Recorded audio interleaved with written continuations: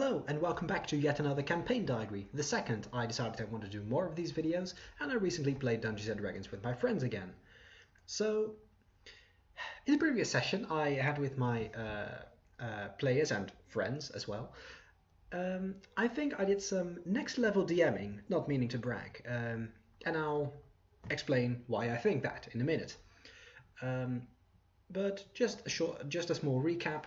The human fighter in the group, he had been receiving some letters, excuse me, of an old friend, his brother, saying that stuff has been getting weird in their old village. So he traveled there, they discovered a cult. One player, the tiefling sorcerer, burned down the hideout, killing a lot of the hypnotized followers. They killed one of the cultists, and they knocked another unconscious so they could question them later on. But they also, and that's where we left off, and in the previous gaming session, they decided they wanted to have a look down the hatch, because there was a hatch, and they were going to bring one of the players, who had been caught by the cultists, down the hatch. So they went down, they just found a storage room. This was, of course, an old trading post, and they found, boxes of candles, some food, some books, some letters, and the letters were talking about possible intruders about to come in due to a small mistake, but there's no need for worry because Euphemia will keep them safe, whoever Euphemia is. So yeah, and they discovered a few bedrooms, an altar, and I just described there being a door, and the fighter was like, I kicked down the... Oh, I knocked my microphone, excuse me. I described there being a door, and the fighter was like, I want to kick down the door. So okay, I made him roll to see if he was successful, and he was. And there was a third door. They went down a flight of stairs and they found another door. And the fighter was like, I'm going to kick it. And I was like, oh, you're not even going to try opening it? You'd be kicking down all these doors. And he's like, okay, I tried to open the door. But the door was locked, so he tried to kick it anyways. But yeah, he failed into kicking down the door because it was locked. And instead, from the other side of the door, they hear a voice saying, what? What is it? I'm all right. I have plenty of candles, plenty of light, plenty of food. You've been giving me a lot of food, so I'm okay. And the players were like, oh, what's this then? And the fighter, the human fighter, he began talking to this voice, saying, oh yeah, we just want to check something. Could you open the door? And and then I began describing the door being unlocked. And I was in the middle of a sentence, and the player playing the fighter said, I kicked down the door. And I wanted to remind him that, no, it's okay, the door is being unlocked as we speak. And he's like, yes, I know. The moment it is unlocked, I kick down the door. So fine, he kicked down the door, and I actually turned it into an attack roll. Right, because there's someone standing behind the door, and he's kicking it, so they get a door in their face. So I reckoned, yeah, that's probably going to do some damage. So combat started. However, they had no idea who they were fighting with, because this person was behind the door, which they just kicked in their face. So one player goes in, and they say, I enter the door and I shoot whoever is behind the door. And just pretending like I didn't understand him, I said, okay, so you run inside, you turn around, look to see who's behind the door, and then shoot them? And he said, yes. At which point I said, okay. You walk inside and you see, behind the door, a very tall lady with a sickly pale skin, wearing a long black robe, and her hair is living snakes. And I just dropped a silence, and the players were like, oh fuck, we're dealing with a Medusa. So I just dropped a silence to let the players know, yes, you are dealing with a Medusa. And at this point it became very clear that my players were role-playing, and they were not metagaming. Because everybody at the table knows from mythology what a Medusa is. When you look at them, you turn into stone. But the characters, the player characters they were playing, they couldn't have known that. They're a low-level party. They've never encountered anything like this before. So even though the players knew that they were dealing with a Medusa, they had their characters run in, look at the Medusa, because they didn't know what was there. They didn't even know what a Medusa was and what it could do, the characters they were playing. But yeah, after I dropped that silence, I said, make a Constitution saving throw, which means that something negative is about to happen to their body, to their health, and they need to roll a saving throw, basically like a defensive roll, to see if their body, their constitution, the constitution is high enough, if their body is healthy enough to withstand these effects.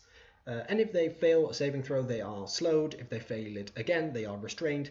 And after failing it a third time, they are actually turned into stone. However, failing that roll 3 times is unlikely, but still possible. And at some point, one player got petrified, turned into stone.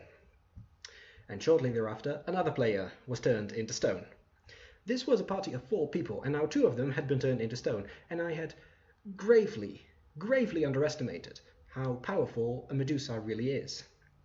And they would have been slaughtered by the Medusa. So I had a few options. I could have continued with the fight and had the entire party killed, which sucks because everybody loses their character and all of the players have to make a new character, and then they think, well, all of the characters died in the previous adventure. So whatever character we make, any role-playing we've done, any investment we've had into the story is just gone because we all have new different characters.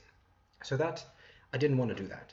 I could have had like some Gandalf-like characters come in and save them, except they haven't helped powerful NPCs, so it wouldn't make any sense for a Deus Ex Machina powerful NPC to come down and rescue them.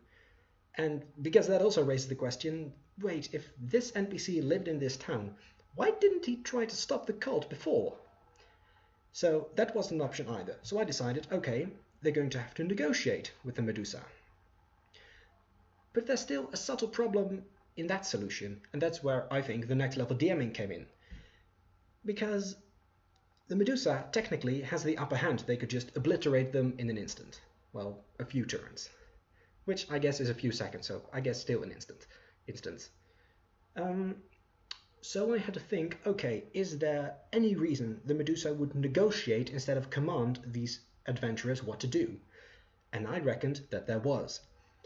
She can survive on her own. However, she knows, okay, if these adventurers are in my lair or in this basement, that means that my friends and the people who have been feeding me are probably dead or not in a good situation. So if I kill these adventurers, I will have some supply of food, but it will run out. And then I'm going to have to start attacking villagers. And yeah, she can attack a few villagers, but she won't be able to survive all of the guard in the city fighting her and hunting her down. So she has to flee. She absolutely has to flee. And they sort of negotiated back and forth. By the way, the fighter's brother, who had called them to the village, his statue, his petrified corpse, was standing in the room. But the fighter didn't make any reference to this whatsoever. Oh yeah, I've been mentioning these negotiations. There is a way for these statues to be turned back into living beings. Before the negotiations started, I described the Medusa cupping her hands under her snake hairs, the snakes drooling into her cupped hands, and her letting this, snake drool, I guess, flow over the statues, and the statues slowly turned back into real living beings. But yeah, negotiations went along, and in the end they decided on the following. The Medusa would be smuggled out into the night, under the guise of dark, under the guise of night, in the dark, and the adventurers would have to make sure that nobody was watching. Well, that was quite easy, because the adventurers can just go upstairs and say, hey, priest and you, guard captain, we are going to make this work. Could you please make sure that everybody is inside and that all of the lights are off? Thank you. So that's okay. But they don't want this Medusa to escape at all. So the fighter, or the player who plays as the fighter, he asked around, and he got a lieutenant to agree to basically bury all of the gunpowder in the village somewhere in a bottleneck in the forest where the Medusa will have to travel. So they plan to blow her up. And they also gave her the corpse of the dead tiefling, and they made it even more delicious, more ironic, I guess, or more poetically dramatic, because he is the person who actually did all of the killing. That character, was the person who burned down the building in which the cult had taken place.